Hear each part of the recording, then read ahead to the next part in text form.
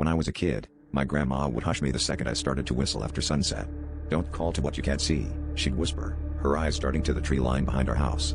I thought it was just old superstition until last week, when I heard someone whistling my favorite tune deep in the woods.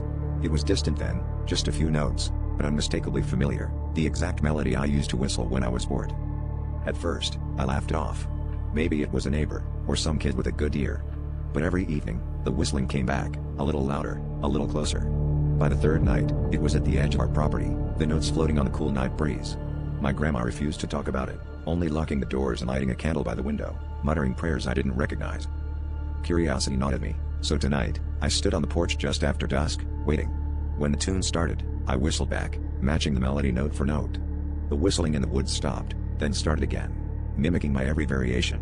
The air grew colder, and I realized I wasn't alone. A figure was standing between the trees, just beyond the reach of the porch light, watching me. The whistling was coming from its mouth, except its lips never moved. I stumbled backward, heart pounding, as Grandma rushed out, her face twisted with fear. "You called it here," she hissed, dragging me inside. Through the window, the figure's song grew louder, joined by other, distant whistles echoing through the darkness.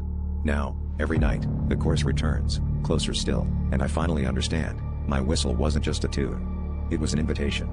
And whatever answered is still waiting, just beyond the trees.